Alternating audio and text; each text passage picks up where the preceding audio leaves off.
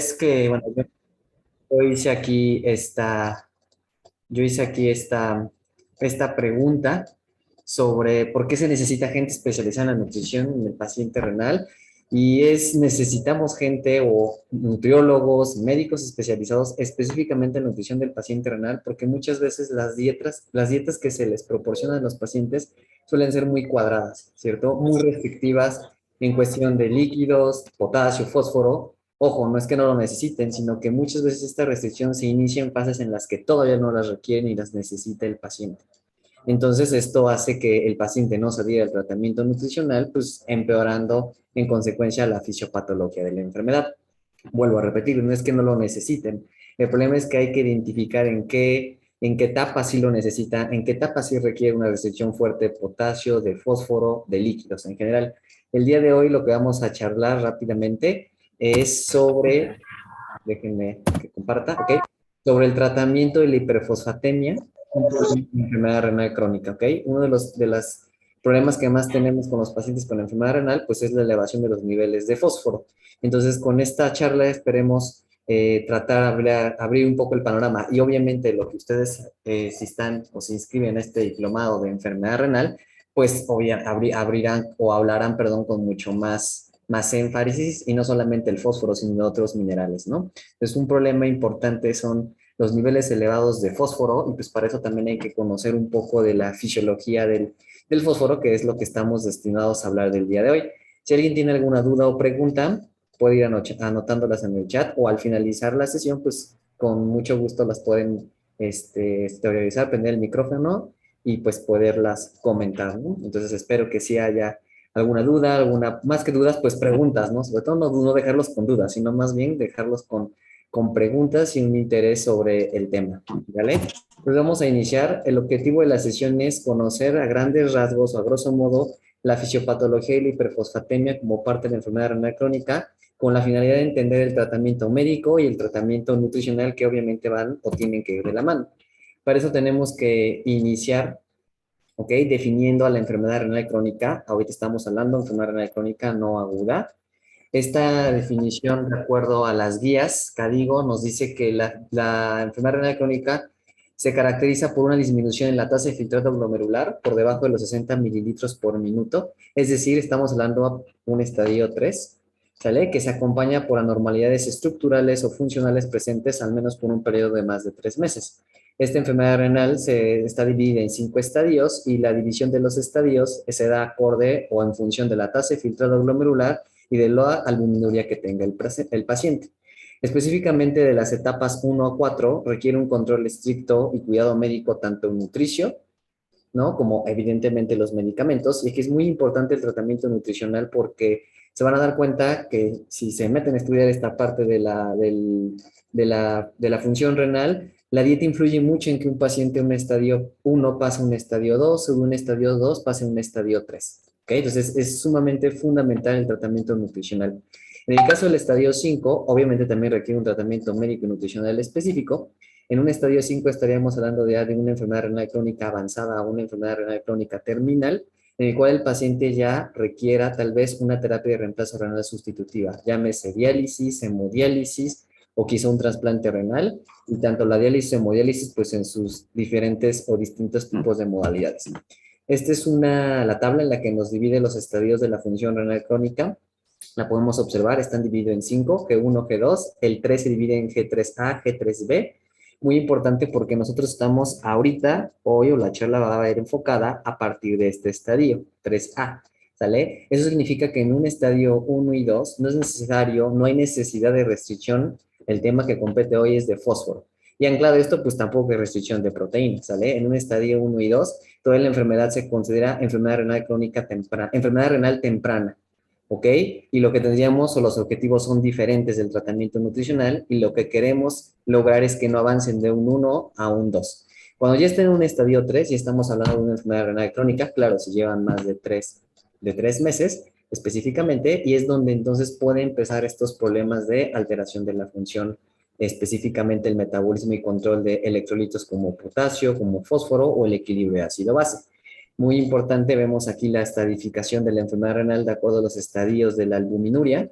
¿no? En la que nos va diciendo si hay micro, que tiene que ser menor a, si no hay, menor a 30, microalbuminuria entre 30 a 300 y macroalbuminuria mayor a 300, ¿ok? Simplemente es para identificar. Repito, nosotros vamos a estar parados ahorita en esta parte, no porque estos no sean importantes, de hecho son muy importantes de estadios 1 y 2, pero no es el objetivo de la sesión. Bien, esta es una tabla que desglosa algunas de las complicaciones que puede llegar a presentar el paciente con enfermedad o insuficiencia renal crónica, como la intolerancia a la glucosa, va a haber hiperglucemia y resistencia a la insulina, independientemente que el paciente sea o padezca de diabetes tipo 2. Esta presentación de hiperglucemia y resistencia a la insulina puede estar presente. Anormalidades de los lípidos como elevación de triglicéridos, colesterol, muchas veces secundarias a técnicas como por ejemplo la diálisis peritoneal que les proporciona grandes cantidades de dextrosa, lo cual puede también contribuir a tanto la hiperglucemia como la hipertrigliceridemia, alteración en el metabolismo de las proteínas, aumento de los asuados, aumento del catabolismo proteico, disminución de la síntesis de proteínas y aminoácidos. Respecto a los líquidos y electrolitos, puede haber expansión y contracción del volumen, aumento de la presión arterial y en consecuencia incremento de la formación o presencia de hematización, hiponatremia, hipercalcemia. Eso va a depender mucho también específicamente del estadio en lo que nos estemos encontrando o bien de la terapia renal sustitutiva a la cual se está enfrentando el paciente. Complicaciones gastrointestinales secundarias al síndrome urémico como anorexia, náusea, disgeusia, gastroenteritis, endócrinas que vienen muy relacionadas de la mano con, con lo que veremos ahorita, como la osteodistrofia renal o el hiperparatiroidismo secundario, entre otras como la anemia, ¿no? Entonces, la charla que estamos enfocados el día de hoy, ahorita, es hablar específicamente sobre la hiperfosfatemia, una de las tantas alteraciones que podemos encontrar en el paciente con enfermedad renal. Entonces, vamos a hablar directamente sobre el fósforo. ¿Y por qué entonces el fósforo?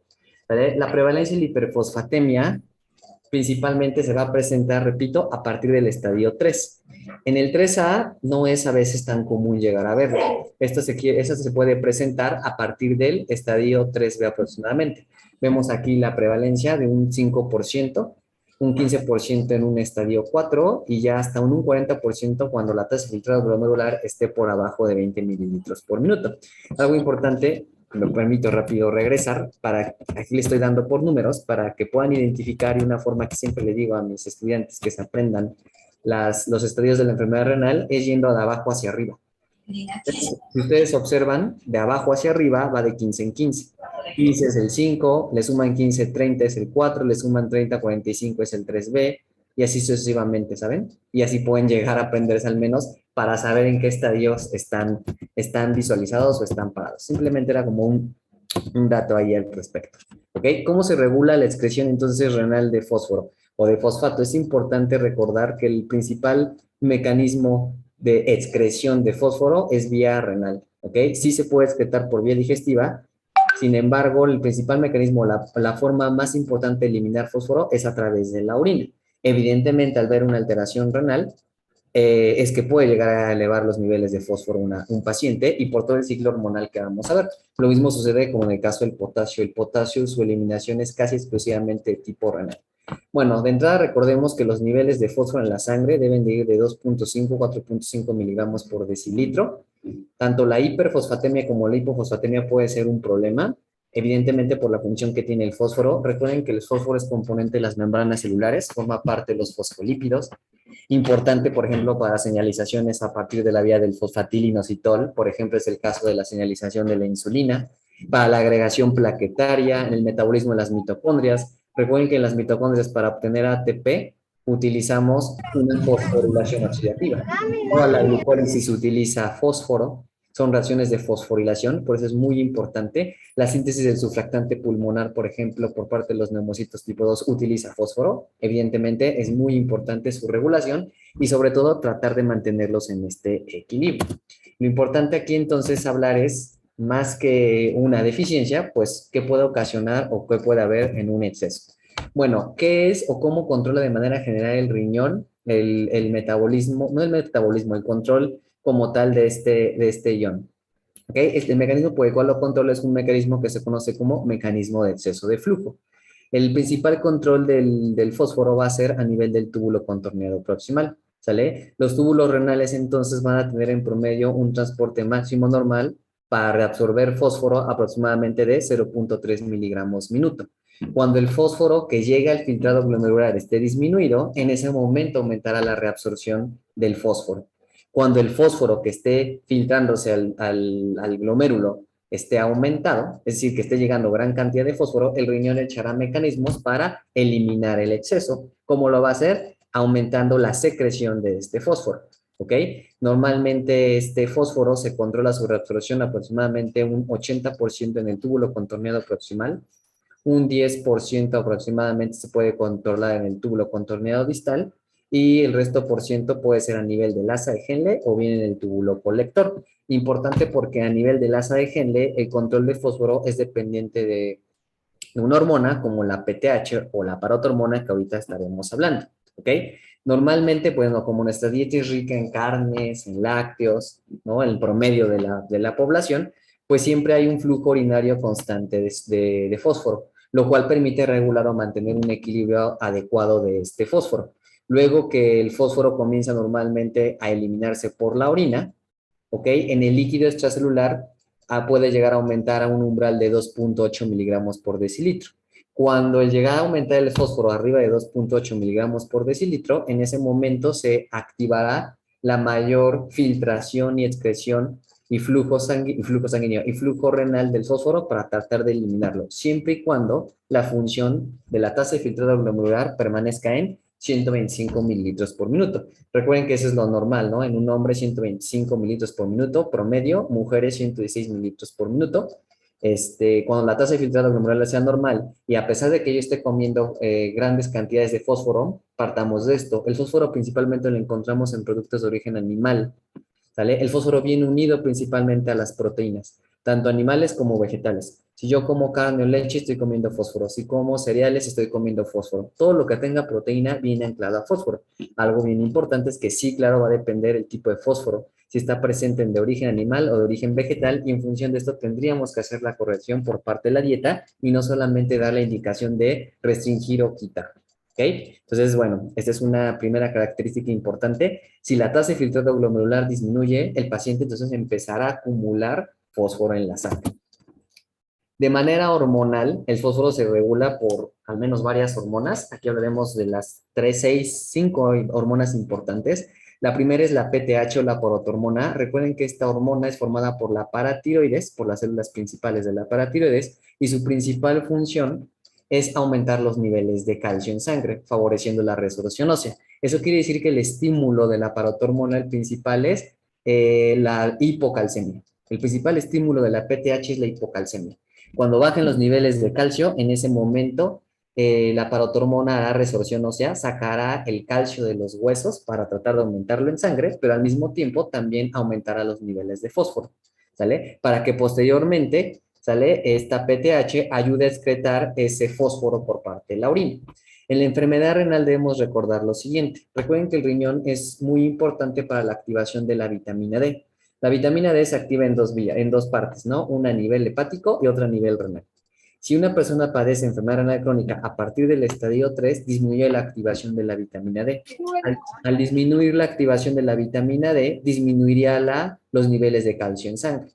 Al disminuir los niveles de calcio en sangre, se aumenta la parotormona. ¿Qué hace la PTH? Trata de elevar los niveles de calcio en la sangre. ¿Ok? Al mismo tiempo, saca fósforo también del hueso, el cual va a mandarlo por la orina. Pero al mismo tiempo este fósforo se une o hace una unión con el calcio, lo cual evita que se quede este calcio ionizado y por lo tanto el cuerpo sigue detectando una hipocalcemia y mientras se siga detectando la hipocalcemia, lo que va a ocasionar es que se siga aumentando la PTH. Entonces, un problema en los pacientes con enfermedad renal es el hiperparatiroidismo secundario a la enfermedad renal. Van a aumentar los niveles de PTH por la disminución de la actividad de la vitamina D o del calcitriol y en consecuencia se va a producir este ciclo. Ahora, recordemos que el contrario de la PTH o su antagonista es la calcitonina, la cual es producida por las células parafoliculares de la tiroides, esta calcitonina, y esta su función es disminuir los niveles de calcio, o sea que cuando haya hipercalcemia se activa la calcitonina. Al disminuir los niveles de calcio, disminuye también la excreción urinaria de fósforo. Significa que entonces cuando la parotormona aumente y aumente los niveles de calcio, en ese momento también se activa la calcitonina. para tratar de contrarregular el efecto. Pero al mismo tiempo, vean, disminuye la excreción de fósforo. Eso significa que lo que va haciendo es que, sumando a la filtración glomerular reducida y al aumento de la calcitonina, el fósforo se va a empezar a acumular en la sangre. ¿Ok?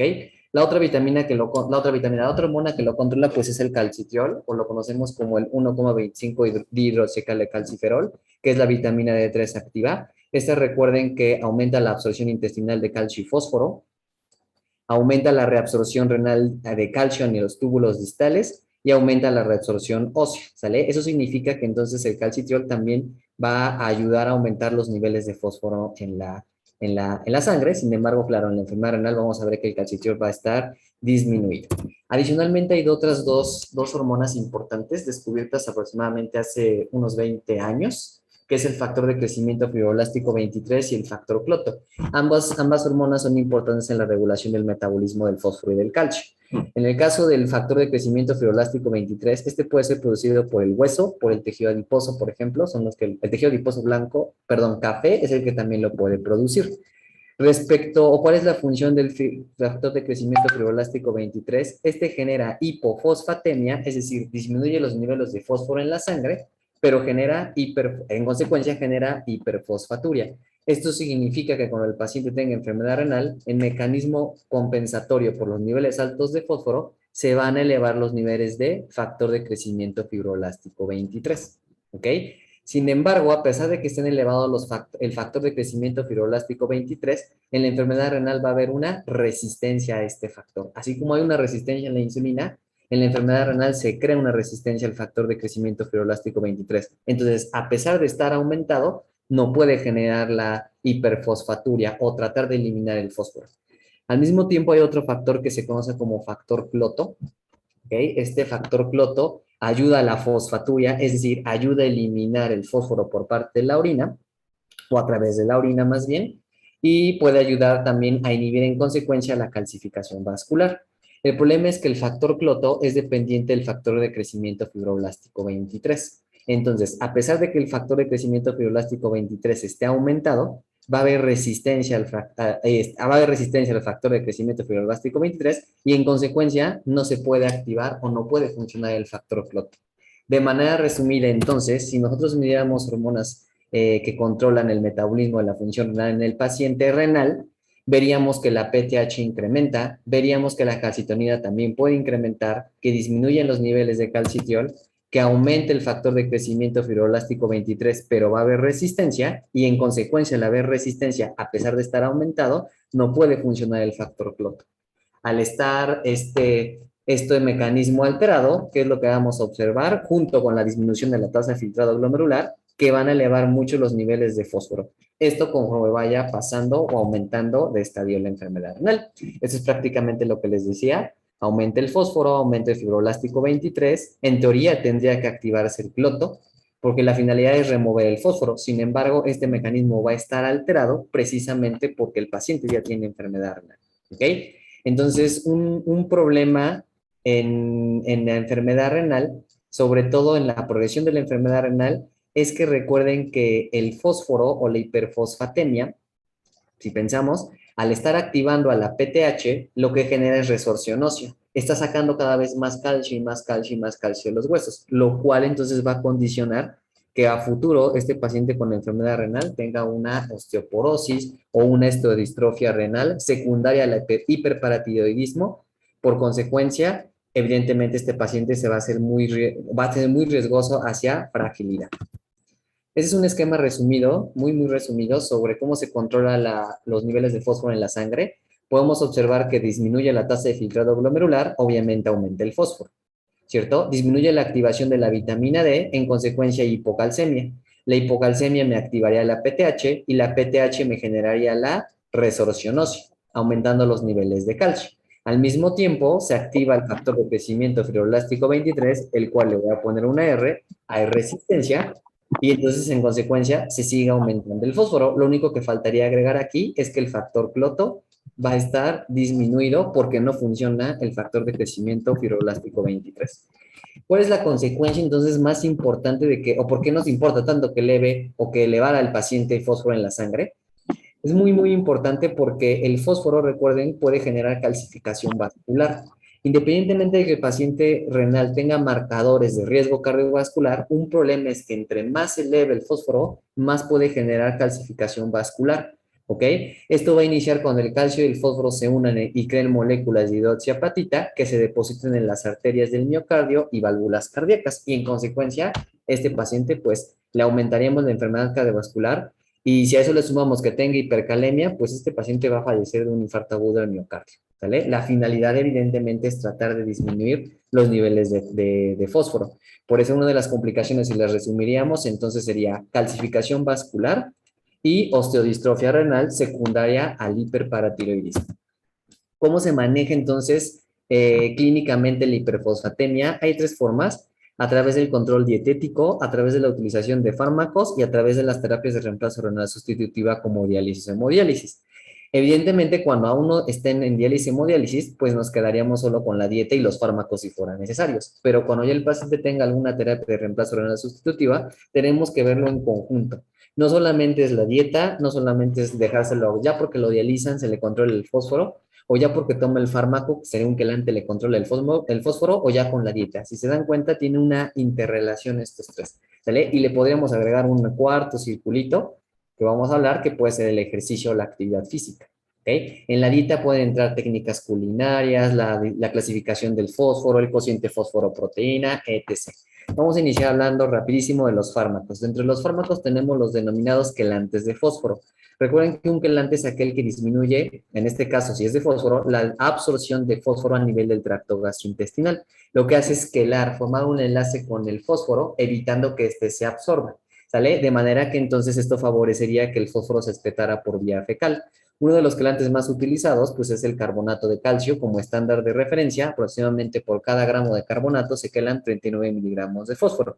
Sin embargo, siempre se debe de ajustar el quelante en función de la ingesta de fósforo que tenga el paciente. Eso quiere decir que el quelante lo prescribe el médico, ¿ok? Pero yo soy nutriólogo de formación. El médico debería de saber cuánto fósforo está comiendo el paciente para saber la cantidad de quelante, ¿cierto? Porque si no, pues bajaría ciegas, mandándole quelante sin ni siquiera sabe la cantidad de fósforo que se le está prescribiendo por parte de la nutrición. Ahora, ¿por qué es importante, aparte de la restricción, sale el quelante o la utilización de fósforo? Porque a veces no solamente la diálisis o la hemodiálisis es suficiente. Ese es un esquema general sobre cómo se controla el balance de fósforo en pacientes con diálisis, ¿ok? Hemodiálisis específicamente. La restricción de fósforo, partamos, se va a hacer en promedio de 700 a 1000 miligramos de fósforo, ¿vale? Es más o menos esa, o es en promedio, no más o menos, en promedio esa es la restricción, recuérdenlo, 700 a 1000 miligramos de fósforo.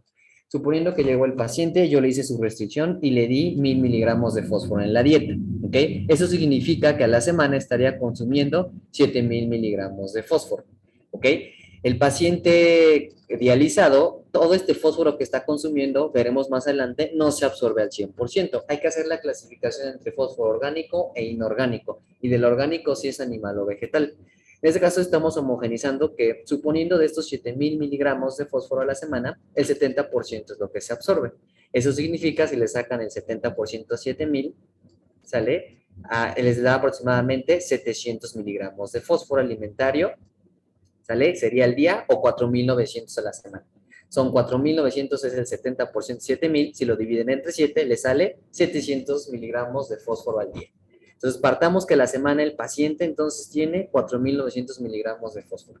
Cada sesión aproximadamente de hemodiálisis elimina aproximadamente 800 miligramos de fósforo al día. Claro, aquí va a depender mucho de la técnica y el tipo de sesión, ¿vale? Suponiendo que al paciente lo mandaron 3 veces por semana, entonces 8 por 3 son 2.400 miligramos de fósforo los que elimina.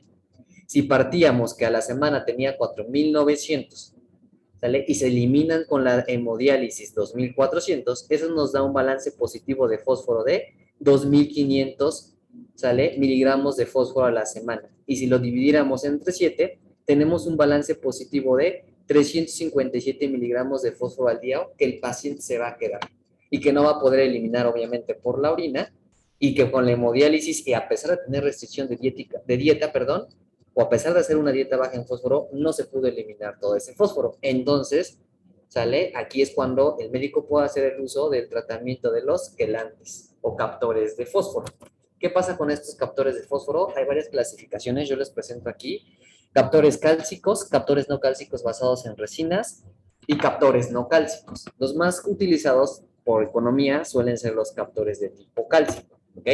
¿Cuáles las ventajas y desventajas de los captores cálcicos? Pues la ventaja de los captores cálcicos es que son eficaces y económicos, sin embargo la desventaja es que piensen que llevan calcio.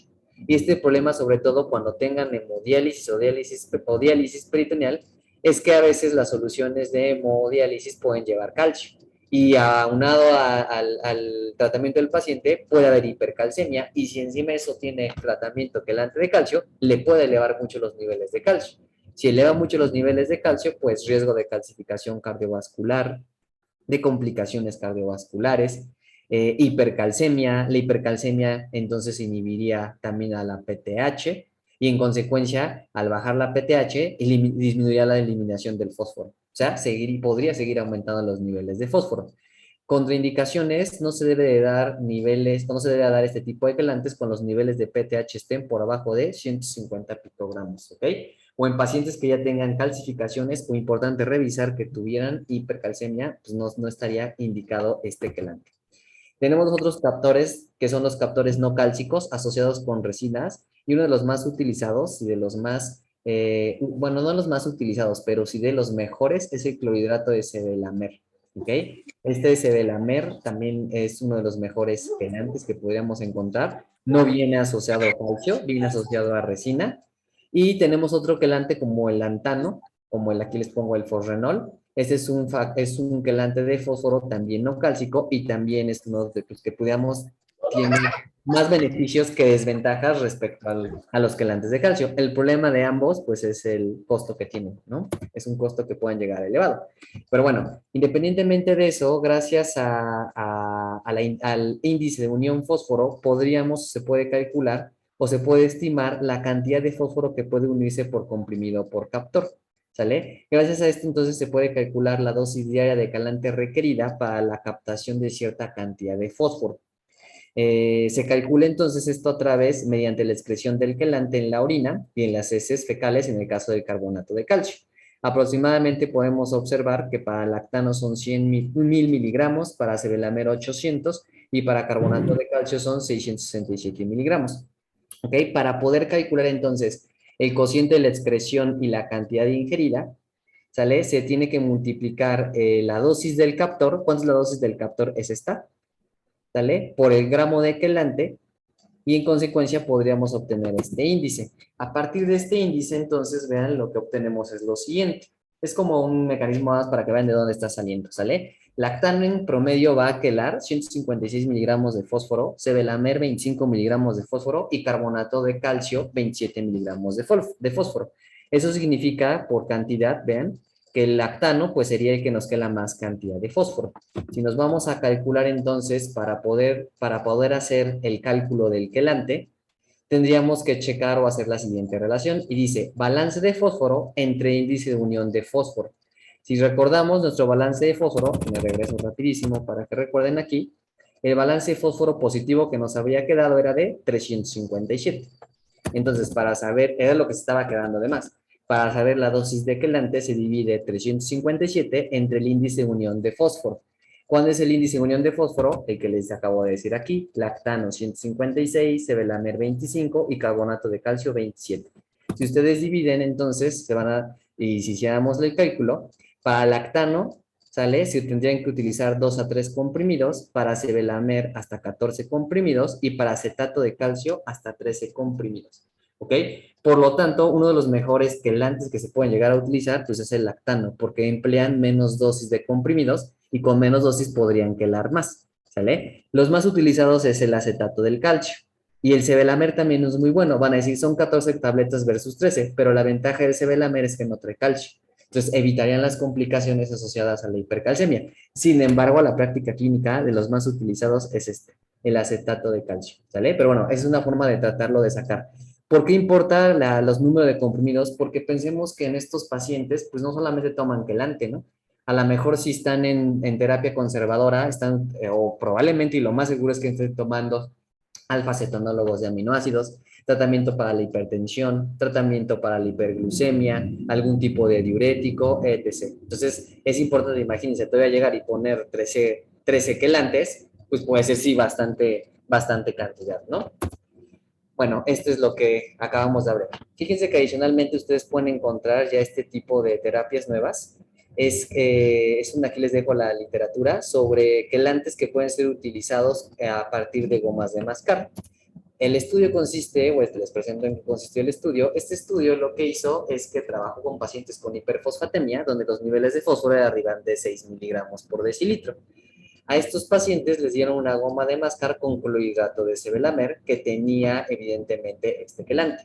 ¿Sale? Este quelante o esta goma de mascar se les daba a masticar específicamente en tiempo de ayuno. ¿Por qué se les daba a mascar? Debemos recordar algo importante, ¿sale? La saliva es rica en fósforo. ¿Vale? La saliva tiene alta concentración de fósforo. En promedio producimos aproximadamente de 500 a 700 mililitros de saliva al día. Cuando nosotros, ahorita yo que estoy hablando y ustedes que me están viendo, estamos tragando saliva. Al estar tragando saliva, estamos tragando ¿qué? Fósforo. Entonces lo que hicieron estos expertos fue en la goma de mascar poner el clorhidrato de sebelamer para que se anclara ese fósforo a la goma de mascar y evidentemente ayudar a la disminución de fósforo. ¿Qué fue lo que encontraron? Observemos que los niveles de fósforo todos en la basalidad eran altos y en la saliva era elevada. Le dan su complemento de chicle y observen que en una semana baja a 5.38, en 2 semanas baja a 5.25. Les retiran la goma de mascar, observen para las siguientes semanas, y aumentan los niveles de fósforo. ¿Ok? Ahora, si se dan cuenta, a pesar de que en la segunda semana tenía el clorhidrato de sebelamer en goma de mascar, el fósforo seguía aumentado, sigue con hiperfosfatemia. ¿Por qué? Porque recuerden que les dije que la hiperfosfatemia no se trata solamente con el quelante, sino es la terapia de reemplazo renal sustitutiva, si es que la hay, y la dieta, ¿no? Y la actividad física. Adicionalmente, también pueden encontrar estas apps en donde pueden ajustar los quelantes, el paciente la descarga, él pone lo que come y le ajusta la cantidad de quelante a partir de este tipo de aplicaciones que, bueno, también ya están disponibles. En el 2007 salió el artículo, todavía no estaba como tal la aplicación, pero ya la pueden encontrar específicamente, ¿ok? Ahora, históricamente la manera de controlar los niveles de fósforo en la dieta ha sido específicamente a través de la restricción de fósforo, de proteínas. Recuerden que les dije que el fósforo viene unido a proteínas. Si yo quisiera bajarla o hacer la dieta baja en fósforo, es una dieta baja en proteínas. El problema es cuando el paciente tiene diálisis o hemodiálisis. Recuerden que en diálisis o hemodiálisis ya no hay que hacer restricción de proteínas. Al contrario, pueden llegar hasta dar a 1.3, 1.5 gramos por kilogramo de peso, según la condición metabólica de ese paciente. Entonces, imagínense un paciente que tenga hiperfosfatemia, que esté desnutrido y que esté en hemodiálisis. Si le bajamos las proteínas para bajarle el fósforo, ¿qué va a pasar? Lo vamos a desnutrir aún más. Entonces, esta indicación de solo bajar fósforo porque viene unido a las proteínas, evidentemente ha tenido varias modificaciones. De entrada, hay que recordar, o si no lo sabían, que el fósforo en los alimentos viene en dos presentaciones, orgánico e inorgánico, y no se absorbe de igual forma. Adelantito hablamos de esta parte, ¿ok? La restricción dietética del fósforo, recuerden, va de 700 a 1000 miligramos al día, y una forma en la que ustedes pueden cuantificar rápidamente y fácilmente la cantidad de fósforo en la dieta, fíjense, de manera muy subjetiva, es que ustedes multipliquen 12 por la cantidad de proteína. Si ustedes multiplican 12 por la cantidad de proteína, en promedio obtendrían la cantidad de fósforo que come ese paciente. ¿Ok? U otra forma, tienen algunas ecuaciones, aquí les dejo, una de las más utilizadas es esta última, la de Jules, en las que les pone, por ejemplo, si la dieta tiene 70 gramos de proteína, yo la hice al recordatorio de 24 horas y come 70 gramos, calculo 100 más 11.5 por 70, y entonces obtengo que este paciente está comiendo 905 miligramos de fósforo. Solamente es mi fósforo total. De esto habría que sacar cuánto es orgánico, cuánto es inorgánico, ¿vale? La otra forma entonces también de controlar, ahorita me regreso un poquito con la dieta, rapidísimo, es a través de la actividad física, ¿saben? ¿Por qué la actividad física? Hay ciertos ejercicios ya documentados en la literatura que le ayuda al paciente, sobre todo en hemodiálisis, a ayudar a bajar, a disminuir los niveles de fósforo. Sobre todo, vean, aquí les dejo una revisión sobre ejercicio en hemodiálisis de bicicleta estática para ayudar a disminuir los niveles de fósforo. Observamos nuevamente los niveles de fósforo en el control están aumentados. 4 semanas de ejercicio, bajaron, ¿sale? Y posteriormente, conforme va siguiendo hacia 8 semanas, bajan aún más los niveles de fósforo. Esto fue significativamente importante. Ahora, ¿por qué baja el fósforo con el ejercicio? Pues recuérdenlo, cuando hacemos ejercicio, cuando hay contracción muscular, pues se utiliza ATP. ¿Y qué es el ATP? Pues adenosín trifosfato. Se utiliza fósforo. Para poder oxidar y obtener energía o ese ATP, utilizamos fosforilación oxidativa, se los comenté al inicio. Para poder oxidar la glucosa, son procesos de fosforilación de glucosa, glucosa 6-fosfato. Entonces, el hacer actividad física ayudaría a que el fósforo que tiene el paciente lo utilice y no se vaya concentrando en la sangre. Nuevamente, si ustedes observan, a pesar de que en la semana 8 el paciente esté en hemodiálisis y haya hecho ejercicio, sigue teniendo hiperfosfatemia. ¿Por qué? Vuelvo a repetir, porque no se controla solamente con el ejercicio, sino es en general. Acuérdense, dieta, ejercicio, quelantes, y si hay terapia de reemplazo renal, pues la terapia de reemplazo renal. Otra forma, desde el punto de vista dietética, por ejemplo, para la utilización de los quelantes, era las unidades de fósforo, ¿sale? En función de esto se seleccionaba las unidades de quelantes. Por 100 gramos o 100 miligramos de alimento, 100 gramos de alimento, perdón, ¿sale? Se podían obtener las tablas antiguamente y nos decía, por ejemplo, para la carne roja o la carne de pescado, que tiene 200 a 300 miligramos de fósforo, se pueden utilizar 3 quelantes, ¿no? O se pueden utilizar 4 quelantes en el caso de que fuera pescado. Entonces se dosificaba, no sé, 2 en la mañana, 3 en la tarde, 2 en la noche, simplemente en función de qué alimento tenía más cantidad de fósforo. Sin embargo, hoy sabemos que no solamente me importa la cantidad, sino también me importa el tipo, ¿sale? A partir entonces de este tipo de documentos de unidad de fósforo, nacen las siguientes tablas, que son los cocientes fósforo-proteína. ¿Qué significa? Un alimento con cociente fósforo-proteína menor significa que me aporta más proteína y menos fósforo.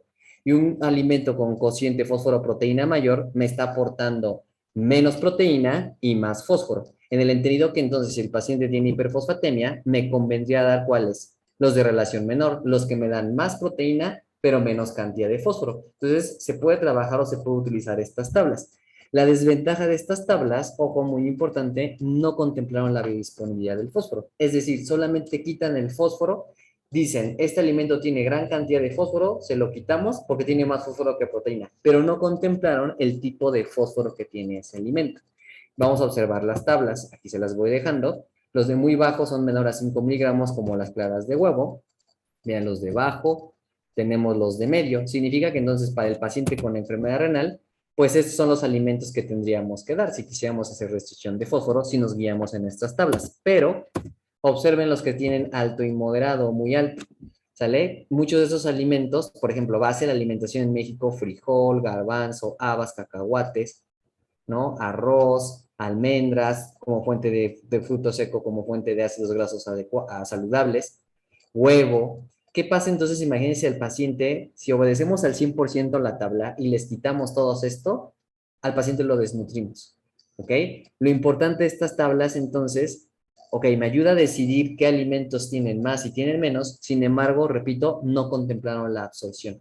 ¿Sale? El hecho de que me diga que el frijol tiene cierta cantidad de fósforo no significa que se va a absorber, vean, estos 407 miligramos de fósforo. ¿Sale? A esto hay que hacerle la corrección, porque lo contrario, entonces seguimos haciendo las dietas cada vez más y más restringidas por no contemplar este factor. Ustedes pueden encontrar también, esta pirámide es mexicana, la pirámide del fósforo es mexicana, también ahí les ponen la clasificación de lo mismo. Hagan de cuenta que estas tablas pasada a pirámide. Problema de esta tabla, de esta pirámide, nuevamente, no contempló la absorción, ¿sale? O no contempló la biodisponibilidad del fósforo. Hablando de la biodisponibilidad del fósforo, entonces tenemos dos tipos de fósforo, orgánico e inorgánico. El orgánico se divide en vegetal y animal. El orgánico vegetal, al venir unido a fitatos, como el que encontramos en las leguminosas, oleaginosas y cereales, se absorbe únicamente de un 10 a un 40%, en promedio un 40%. Si es de origen animal, ¿sale? Viene unido a proteínas, ese se absorbe en un porcentaje de 60% y ese encontramos en las carnes y en los lácteos, ¿sale? El que debemos de tener cuidado sobre todo es el fósforo inorgánico, porque esta su absorción, vean, es del 90 a 100%. ¿Dónde lo encontramos? En todo lo que venga industrializado.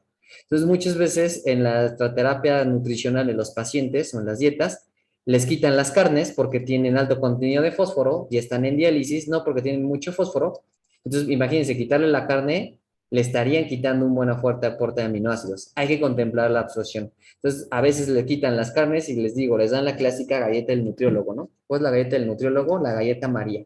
Pero la galleta María es industrializada y tiene fósforo orgánico y el fósforo que tenga se absorbe al 100%. Aproximadamente por la porción de galletas Marías les da 100 miligramos de fósforo. Van a decir, es poquito comparado contra el de la carne, pero ahorita vamos a ver cuál sería mejor, si le damos carne o si le damos una galleta María. Hay que contemplar que sí hay pacientes que pueden llegar a presentar hiperabsorción de fósforo y entonces, pues cualquiera de estos puede llegar a presentarse, ¿no? Independientemente que sea vegetal o animal, lo pueden llegar a absorber al 100%. ¿Cómo identificamos aquellos productos que tienen fósforo inorgánico con estos códigos? ¿Sale? A través de estos códigos, son de productos mexicanos, todo lo que tenga este código tiene fósforo. Algunos los reportan, algunos dos, y el problema es que así les diga 20 miligramos de fósforo, 20 miligramos de fósforo se van a absorber. Al paciente hay que prohibirle entonces, o restringirle, más que prohibirle, restringirle todo industrial.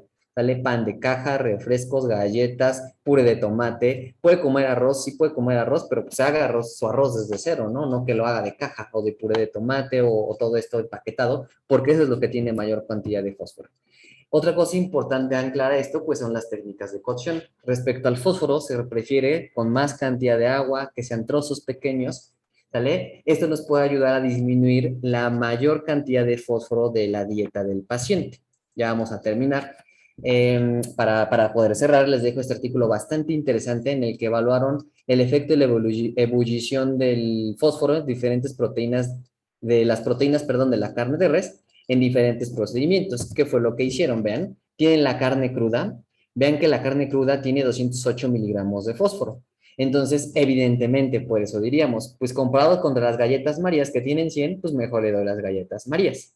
Pero observen lo siguiente, lo que hicieron ellos fue cortar la carne en bloques y la cocinaron en agua convencional por 30 minutos. Otros la cortaron en bloques y la cocinaron en una olla de presión. Y en el último la cocinaron en olla de presión, pero hicieron los cortes de la carne muchísimo más delgados. ¿Qué fue lo que encontraron? Si ustedes observan, desde que empiezan a cocinar con suficiente agua por 30 minutos, al menos en bloques y con una olla convencional, le reduce hasta la mitad del fósforo. ¿Ya vieron? Cuando la cocinan en olla express, reduce aún más la cantidad de fósforo. Pero cuando pican esa carne y la cocinan en olla express, vean que reduce muchísimo la cantidad de fósforo. ¿Ya observaron? Comparado contra las galletas Marías, ¿qué lo va a nutrir más? Pues obviamente la carne. Ahora, si ustedes pensarían que por la cocción perdió proteínas, observemos acá abajo. Los niveles de la cantidad de proteína era de 22,9, pero si se dan cuenta, de todas las técnicas de cocción, mantuvo la cantidad de proteína. ¿Ya vieron? Eso significa que entonces el resultado es que la técnica o el procedimiento preferible para pacientes con enfermedad renal crónica y que tengan diálisis es la técnica de cocción cortado finamente en olla express o olla de presión 30 minutos. Obviamente retirar posteriormente el agua y a darle la preparación que el paciente o que ustedes el menú le estén poniendo a este paciente. Y finalmente solo les quiero comentar que también, ojo, cuidado con los medicamentos que pueda dar el médico para el tratamiento de la enfermedad renal crónica, porque muchos de estos tienen fósforo inorgánico. Es una tabla que resume de los medicamentos más utilizados en la enfermedad renal crónica por parte del médico y que pueden llegar a contener fósforo. Todos de hecho tienen, ¿saben? Pero solamente 6, son 3, 4, 5, 6, 6 son los que reportan la cantidad de fósforo. Vean, solamente 6 son los que nos reportan por tableta, ¿no? Por ejemplo, esta por 10 miligramos, por 5. Entonces, cuidado porque tal vez esa hiperfosfatemia no sea porque tal vez lo esté comiendo, sino a lo mejor tiene alguno de estos fármacos y el fósforo que le ponen es inorgánico. ¿Para qué es? Acuérdense que el fósforo ayuda a alargar la vida anacal de los productos, por eso es que se lo ponen. Entonces, también cuidado con la cantidad de fósforo que viene por parte de estos productos. ¿Sale? Finalmente, vean, aquí tenemos la tablita resumida. Si se dan cuenta, en todos los estadios, desde el estadio 3, la restricción de fósforo se aplica 0.8 a 1.7, 700 a 1000 miligramos al día y deben de contemplar si es orgánico, animal 60%, vegetal 40%. Hay que hacer sus porcentajes de absorción y no solamente guiarnos porque tiene mucho fósforo, quitarle ese alimento. Muchas gracias. Muchas gracias, maestro. Siempre que usted da una clase me nutre mucho de conocimiento, de verdad. Muchísimas gracias por su participación. Tenemos una pregunta. Lady Esmeralda nos pregunta, ¿cómo diagnosticamos la enfermedad renal crónica? Ok, no sé, Lady, si sea usted médico o nutriólogo. En el caso de que sea nutriólogo o nutrióloga, es importante que, bueno, de entrada no podemos nosotros dar el diagnóstico directamente. Yo no le puedo decir al paciente que tiene, yo como nutriólogo, ¿eh? Yo no le puedo decir que tiene enfermedad renal crónica. Obviamente eso no significa que no sepa cómo hacer el diagnóstico, porque si yo me doy cuenta y lo identifico en un estadio 1 y 2, hay que mandarlo al médico, ¿sale? En este caso, hay algoritmos que se pueden utilizar. En las guías de práctica clínica, por ejemplo, vienen, sobre todo si cumplen con ciertas características. Por ejemplo, un paciente con enfermedad, con diabetes tipo 2 descontrolado, que sea hipertenso, ese paciente tiene factores de riesgo para desarrollar. ¿Qué podemos hacer en la consulta nutricional, sabe? Si usted sospechara de esto, o para evaluar o monitorear, pedirle al paciente un examen general de orina y en el examen general de orina pedirle relación albúmina-creatinina, ¿sale? Relación albuminuria o relación albúmina-creatinina. Con esta relación albúmina-creatinina, usted puede identificar uno de los marcadores más sencillos que es la albuminuria, sin necesidad de mandarla a recolectar la orina de 24 horas. Debería de ser menos de 30. Entre 30 y 300 es microalbuminuria y arriba de 300 es macroalbuminuria. Si ese marcador le sale presente, si ya le sale entre 30 y 300, probablemente ese paciente ya esté en un estadio 1 y 2. ¿Qué hay que hacer? Hay que mandarlo al médico. El otro que puede utilizar también es el estudio del sedimento urinario. Le pide así análisis del sedimento urinario y hay ciertos marcadores del sedimento urinario que le pueden orientar específicamente para poder identificar la enfermedad renal. Repito, si es médico, pues usted le daría el diagnóstico. Si es este, nutriólogo, mandarlo o canalizarlo. Y otro que puede llegar a utilizar son las cintas reactivas, ¿sabes? Hay cintas reactivas para evaluar proteinuria y albuminuria. Entonces compra las cintas reactivas, llega a la consulta, en la orina se pone para la orina del paciente, en ese momento se coloca la cinta, se deja reposar 1 minuto y ahí se va coloreando. ¿Por qué hablo sobre la albuminuria? Porque recuerda que la albúmina es la proteína de mayor peso molecular y es la que se filtra, es la que no debería de filtrarse. Si la albúmina ya está presente en la orina, imagínense, la proteína que es más grande, evidentemente este paciente pues puede ya estar presentando enfermedad renal. Los autores recomiendan que si la única opción es las tiras reactivas, el médico puede hacer con eso el diagnóstico. ¿Ok? Perfecto, maestro. Muchísimas gracias. Antonieta nos pregunta, si mi paciente tiene hipocalcemia en etapa 3 y el fósforo está normal, ¿aún así tendría que empezarlo a restringir? No, no es necesario. Si el fósforo está normal en un estadio, no es necesario hacer la restricción de. Ahora, independientemente, como ya está en un estadio 3A, usted le va a tener que hacer la restricción de proteínas. Cuando usted le haga la restricción de proteínas, le va a estar restringiendo el fósforo.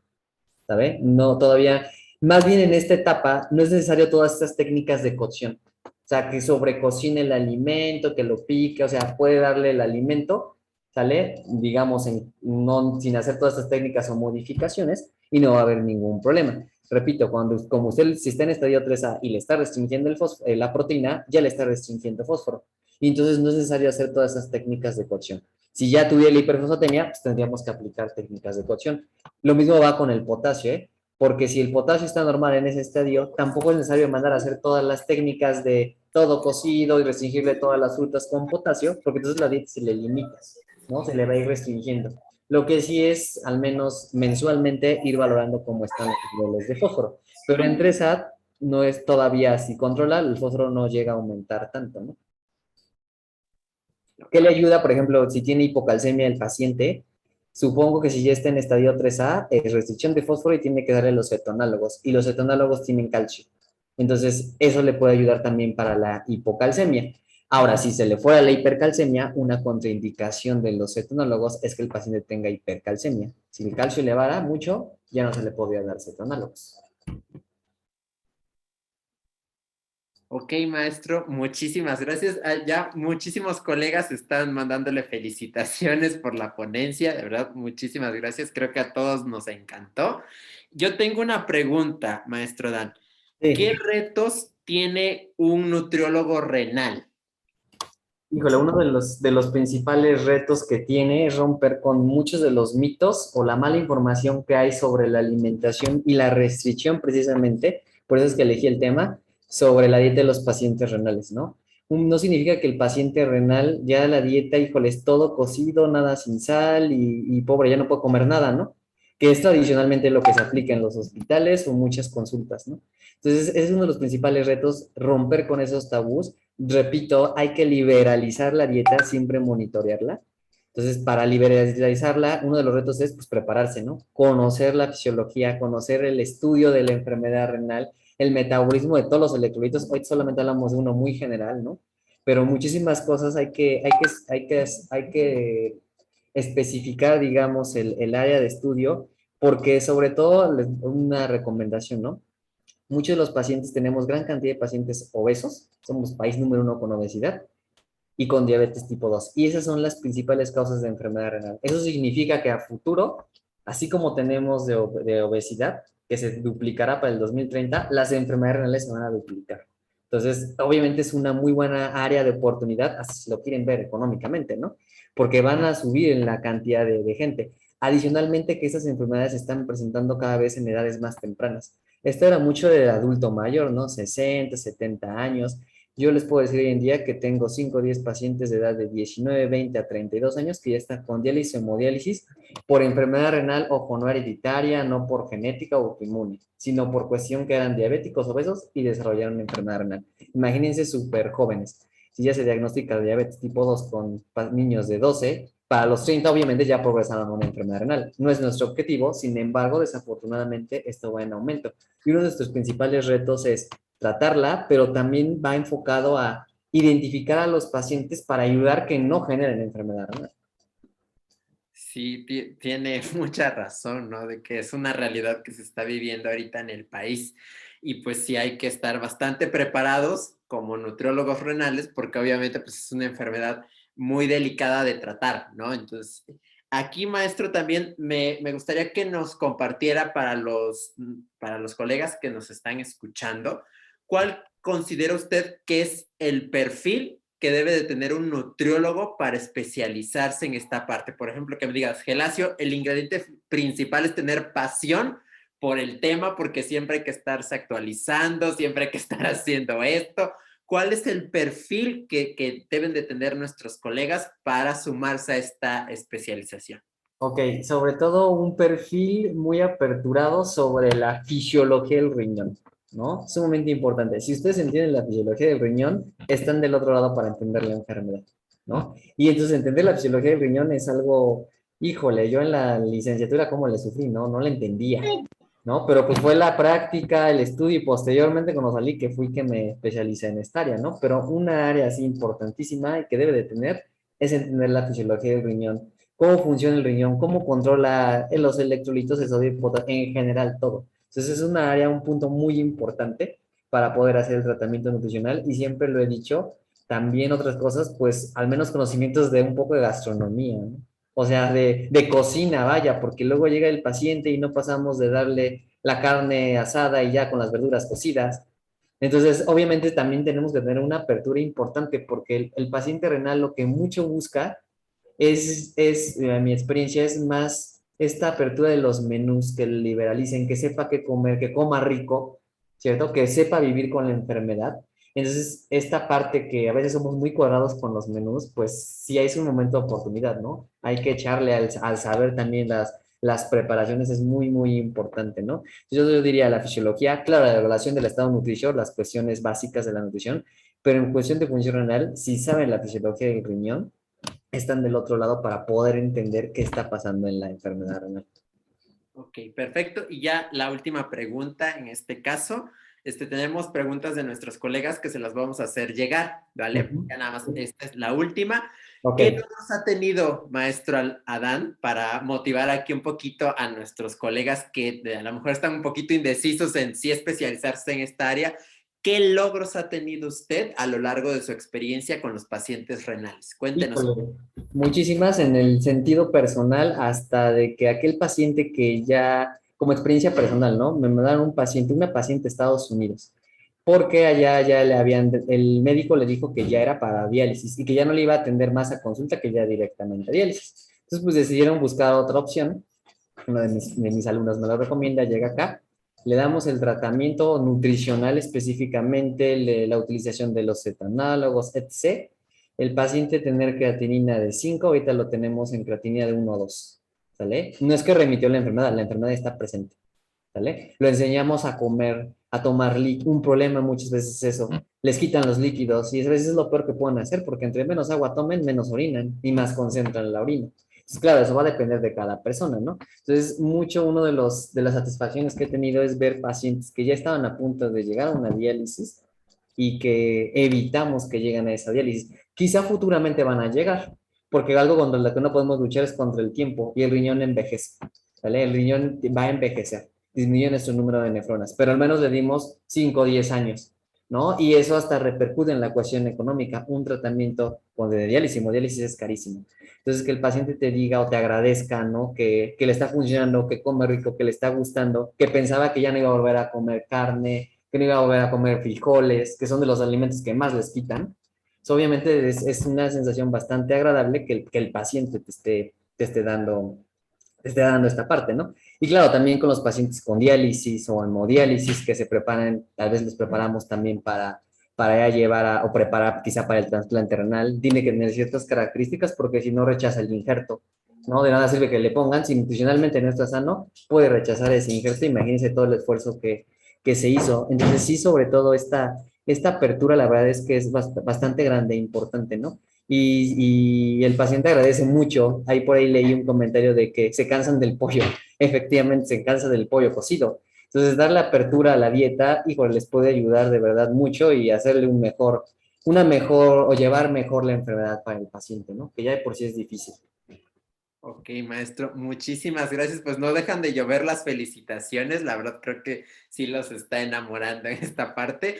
Y bueno, colegas, si ustedes quieren ser un apasionado como el maestro Adán en este tema de la nutrición renal, estamos ofertando un diplomado precisamente en nutrición renal, donde vamos a tener ponentes de la misma calidad como el maestro Adán y pues obviamente con resultados como los ha tenido el maestro Adán. Entonces, si alguno de ustedes quiere información sobre este diplomado, ya la mayoría tienen mi número, pero mándenme un mensajito para que les pueda dar información sobre todo lo que es el contenido. Ahorita lo que nos comentaba el maestro Dan, que hay que saber la fisionomía del riñón, pues ese es uno de los temas medulares que viene en el diplomado y que pues va a estar ofertando.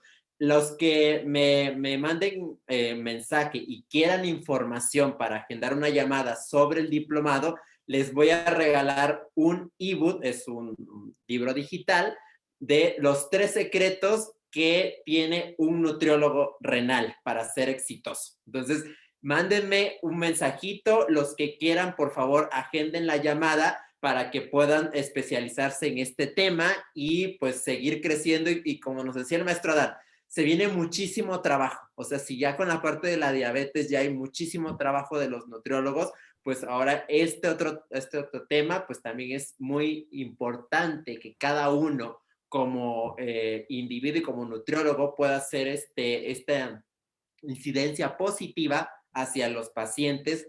Y como dice el maestro Dan, ¿no? Les llega una desatisfacción cuando retrasan la diálisis, cuando realmente el paciente llega muy mal y llega con un experto y cae en muy buenas manos. Maestro, pues, ¿qué más? Nosotros quisiéramos escucharlo todo el tiempo, pero pues sabemos que su tiempo es limitado. Muchísimas gracias por haber estado con nosotros. Gracias. Nada más leí rápido aquí leí rápido en el chat una pregunta que quiero, no una pregunta, un comentario que quiero contestar, precisamente, rapidísimo, sobre la creatinina. Dice, la creatinina es un indicador de daño renal, la urea es uno de los indicadores que deberíamos bajar, ya que producen efectos secundarios al ser una sustancia tóxica. En efecto, la creatinina es un indicador de daño renal, sin embargo, por ejemplo, la creatinina puede ser el paciente que esté en los niveles de creatinina normal y ya tener un estadio renal 1 o 2 y no saberlo, ¿no? Para eso precisamente es parte del diplomado, porque nos van a ayudar a orientar a cómo identificar estos pacientes que a pesar de que la creatinina esté normal, ya puede llegar a padecer enfermedad renal, ¿no? Y respecto a la urea, curiosamente, fíjense que se llama síndrome urémico pero toda la sintomatología de anorexia, vómito, diarrea, etc., que en sí no la da directamente la urea, ¿eh? La urea tiene o da pocos síntomas. En realidad lo que da del síndrome urémico es porque se eleva la urea y se ve el marcador que eleva, ¿no? Claro, hay que bajarlo y hay que disminuirlo, es un objetivo también muy importante, pero todos los síntomas realmente están asociados a todos los otros productos, que son aproximadamente unos 350 productos que se acumulan en la sangre, desde especies reactivas de oxígeno, a ajes, fenoles, indoles, hipuratos, todo eso es lo que empieza a dar la sintomatología más que la propia urea, por ejemplo. Pero se le conoce como síndrome urémico porque es el que se eleva más, es un marcador que vamos a ver fácilmente que se eleva y obviamente como objetivo pues hay que también bajarlo, disminuir. Nada más era como comentario que le eché el ojo a la, a No, la, no se a la... preocupe, maestro. Muchísimas gracias por responder. Digo, quisiéramos responder todas las preguntas, pero se las hago llegar y Claro, con todo gusto ya usted me canaliza y ya se las mando a los colegas. ¿Le parece? perfecto. Sí, Muchísimas gracias, de verdad. Siempre es un placer tenerlo en estas clases y en los diplomados. Chicos, pues los que quieran, mándenme un mensajito para agendar la llamada y les pueda dar el ebook gratis y la parte de la información. Maestro, que pase muy, muy buena noche. Colegas, que pasen muy buena noche. Estamos al pendiente de ustedes. Hasta luego.